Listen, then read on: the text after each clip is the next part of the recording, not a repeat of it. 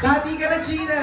Hello, magandang hapon po sa mga bisita natin ngayon. Tsaka sa mga Ganda. nanonood sa JSM Channel. Good afternoon, everybody! Ganon. Sa energy! Sa energy. Hello po!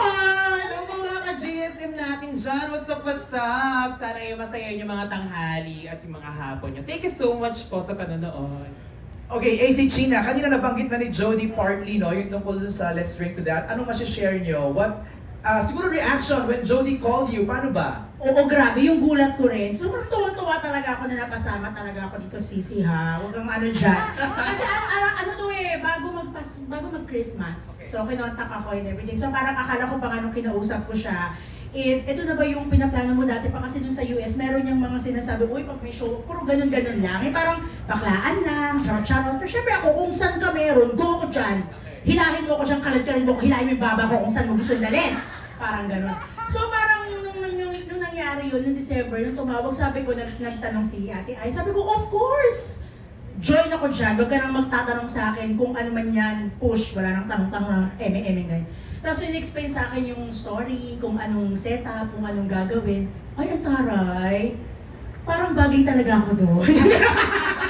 Kasi happy-happy lang, good vibes. So parang na gusto ko yung idea nga, syempre alam pinag-uusapan nga namin lahat ng napapanood mo sa labas, yung naiinit ang ulo mo, Yes. nabubisit kapag nakita mo sa yung na-scroll mo sa Facebook, ano ba naman yan? So is ganun-ganun ka, di ba? Hindi maganda kasi puro negativity yung binibigay sa'yo. Wherein dito, yung pinag-uusapan namin is yung mga inspiring stories nga, na parang, uy, may ganun pa pala, oh my God, nakakatuwa. Minsan kami, kasi on the spot lang naman din namin, para, oo, binigay kagabi yung script, ito yung story, pero walang background, and then doon mismo sa studio, pag pinag-uusapan na namin, bago namin parang ibigay yung mga opinion namin, kasi kanya-kanya kaming opinion, magkakaano lang kami, kanya-kanya kami ng saltek, may sarili-sarili kaming opinion eh. Tama. But then again, nag-end up kami sa parang, oh my God, may mga gano'n kami moment na para tayo mga siraulo, tapos umiinom pa kami. Pero iniinom namin din naman alak, okay? Ano lang yun, pa-sweet na mga mixture na ganyan. Oo, kinaklaro namin kasi mamaya akala nyo bangag ako doon. Juice lang yun na pa-sweet, pero napakaganda. So, I'm really happy and excited na mapanood nilang lahat yung mga isi-share namin kasi sobrang ganda talaga. Koriko, parang same tayo Ate Gina. December ako minessage siya parang, would you be interested? Sabi ko, oo naman! Yung Santa Maria na yan. Di ba parang ikaw pa yung mahihiyang humindi. Tapos yun hanggang sa parang ang unang shoot day natin is January. January din.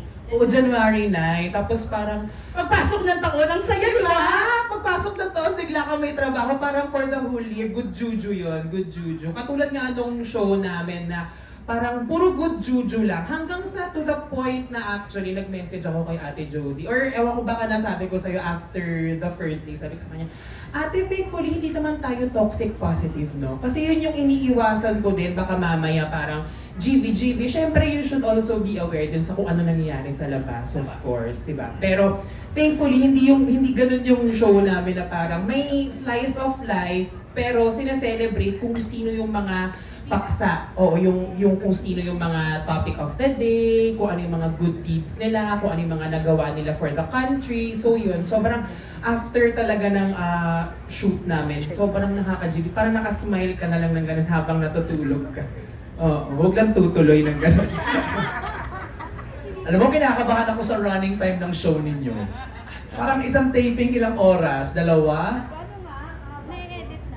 na-edit daw, yun ang... Well, kapag nagtitaping kami, talagang ang dami, hindi matigil talaga, dire-diretso. Kasi sometimes, meron pag-uusapang topic, tapos nagbe-build up lang siya na nagbe-build up sa kung ano-ano. Parang alam mo yung tatlong kaibigan nagkukwentuhan, ganyan. Tapos sobrang magkakaiba kami ng opinion minsan sa isang topic. Pero alam mo yung basta hindi tayo mag-aaway, Parang we agree to disagree, ganyan. Pero kaya naman ng mga editors. Na-edit naman nila ng tama dun sa running time ng show. I know. Add ko lang kasi minsan habang hindi pa kami tapos, chika pa siya, meron pa ako sabihin, tapos si Mark o kaya si Patch, parang nakaganon na yung parang hindi nyo pa patatapusin. Wrap up na, Oo, diba? ganun. So, sobrang ganda lang ng chikahan, di mo alam kung paano mo patatapusin, di ba? Si Mark pala sa si Patch ang team niyo for Let's Drink to That. Eh, Diyos ko, makakasanga-sana yan sa to. Mark and Patch! Diyos ko, pag talk show, yan talaga. Okay, Alam ko, yung ating mga friends from the press excited na magtanong, di ba? Let's open the floor for questions. Si Tessa muna. We have an extra microphone that we can pass on sa ating mga... ito na lang. Okay, Tessa, bababa na lang ako para at least kasama ko yung mga friends from the press. Tessa! Thank you, MJ. What a nice event to be hosting, indeed. And Jody, congratulations. You really never failed to surprise us with your whatever you decide to to do sa career mo. I think when we were interviewing you for Lavender Field, sinabi mo na you did announce that you won't be taking on too many projects muna sa showbiz. But none of us expected that you'd be doing a huge production like this. So has this always been in the plans, even before you finished? I know you have a movie also with Regal that's showing soon. No, we saw the trailer just kanina lang. Oo, siguro it might seem that, parang this girl is just doing so much. But with Regal, kasi na yun, last year pa, natapos na yun. And then the other one that I did was Edge last year pa, parang 2 years ago pa. And parang ngayon lang talaga pinapalabas. So, right after, well, even before Lavender Fields ended, it was already in my plans. Kumbaga, I think I'm just that person na parang, okay, what do I do next? Parang hindi talaga ako pwedeng maperme. And so mid-July, that was last year. So doon ko talaga naisip na okay, maybe I can do something with my YouTube channel. I can revamp it and I can maybe produce shows and content that I guess the viewers will love. So that's what I did. And thank you Tessa for being here. Of course, we wouldn't miss it. I mean, we're always looking forward to to all of these. Kasi sabi mo nga gusto mo laging bago, and this is really something new and something very exciting. In following your career also and interviewing you all these years, you've always been, very classy. Yung nagawa mo na you, in terms of sharing parts of your life, this is very intrusive, medyo intrusive tayo minsan sa mga celebrities natin. But you've handled it with so much grace, so much class these many years. You only comment on what you'd like to comment. And if you don't want to talk about a certain part of your life, we respect it totally when it's Jody because of the way that you reply to all our questions. Kahit makulit kami, di ba? Pero how much are you going to share? Because YouTube channels, di ba, people expect that celebrities really open up big parts of their lives to the to whoever streams, to netizens. And in that sense, nakakagulat that Jody will open parts of her life to us. How much will we see of Jody in behind the camera supposedly? In terms of the shows, that was actually one of the very first questions that I asked myself. How much am I willing to share? And naman, in terms of sharing, just because you're on YouTube, it doesn't necessarily have to mean that you just open the book and, hey guys, invite them, come on, read. Ito na nangyari sa buong buhay ko. No, it's not going to be like that. What you're going to see is still me. And like what you said, parts of my life, not my whole life. And I think what I would want to share are those that comes with, valuable lessons. Kasi sometimes may mga nangyayari naman na hindi mo talaga necessary kailangan ng i-share. But I think those things that happened to me, those are the things that I would want to impart to the viewers. And if they learn something from it, if they pick up something from it, then that's good. And last question, if you just don't mind, MJ, sorry, kasi natuwa ako lang that, this is, parang it really covers all of your interests. The travel is very obvious, and you've always had a kind heart. Kahit animals, tinutulungan mo, so there's that component. So well read, so well versed in so many topics, so you're just, all these discussions, and, your psychology degree, I think is gonna be coming out. Tama ba yun? Kasi yung isa sa mga one of the segments that MJ was talking about was you picking up on things and discussing that with the is that you practicing your degree in a way that you should, because you know you're a celebrity and you have the platform to reach a bigger audience? I don't want to say na it's a platform for me to practice my degree, so that makes all of you a guinea pig.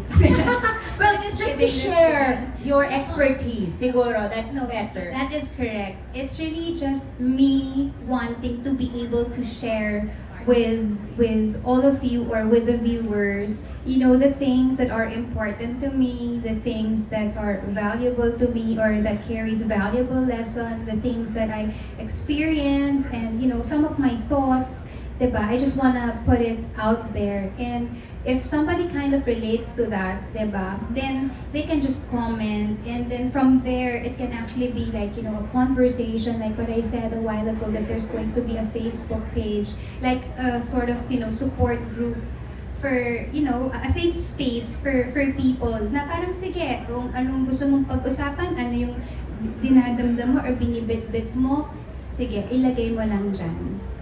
Well, we look forward to seeing the episodes. Talagang it's how you prepare for any project that you do. Lahat talaga, no, na-consider mo, and you know, it's so well thought of. So congratulations, another big achievement Thank for you. Jody Santa Maria. Thank you, Dad. All right. Thank you, Tessa. Before I hand the microphone to Bobby the Cantina, may question dito si Gorgie Rule of Pep. So, ibig sabihin ba nito, Jody, magli-lead ka na sa pag-artista and focus on your JSM channel? For now, my focus really is the JSM channel. But meron kasi akong mga projects na napag-committan ko pala since like late last year. And of course, kailangan ko pa rin i-fulfill yung obligations ko with them. So, tatapusin ko lahat ng yun. But for now, it's really the JSM channel. Thank you, Jody. Next is Pau from Pep. Ayun. Teka, ulit lang natin yung microphone. Hello, Miss Jody. Congratulations on your US show, on your digital channel. You mentioned earlier na parang you were planning to do it like 2013 or 2012. And then fast forward, 2024, ito na, nagkaroon na kayo ng discussion. What made you think na parang this is the right time to launch this JSM channel? That's right. So, 13 years ago, the idea started. Then 2019 nga, nagkaroon na ng YouTube channel. And then, hindi lang siya na-push through. Hindi lang siya nagtuloy-tuloy because of the pandemic. And then, 2024. I think it's not really about na parang sabihin mo na, ito ba yung masasabi mo ba na ito ba yung right time?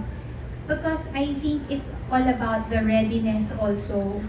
And sometimes, life gives you so many reasons not to do something because hindi ka pa ready. And that is something that I have to fight with na no, parang even if my head is telling me, you're not ready, you can't do this, but then I believe this is the right time. And this is something that I've prayed for.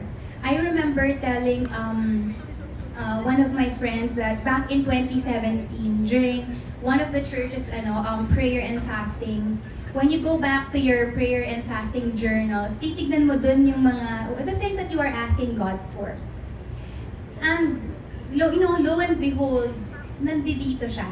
It was part of it. This is actually an answered prayer. Kaya parang being here talaga pagpasok ko, it gave me goosebumps. And I was telling my friend, you know what? When you ask God for something talaga, hindi siya genie na bigla lang niyang ibibigay sa'yo yung mga hinihiling mo. But then, siya yung magsaset ng opportune time para mangyari ang isang bagay. I had to wait many years for this to come to pass. But then, God was faithful. This happened, and now we're all here today celebrating this moment. So, there. It's actually an answered prayer rin for everyone, especially sa mga supporters mo na aside sa glitz and glamour, makikita ka nila sa other side of camera. But just to follow up, are you ready for collaboration with your co-artists for this channel and also mga influencers outside out there? I think that's not going to be a problem naman. The GSM channel is very much open to that, and also for, you know, for guests kung kailangan natin, or even to producing, you know, more shows, more content. Alright, thank you so much. Congrats. Thank you, Pao. I promise.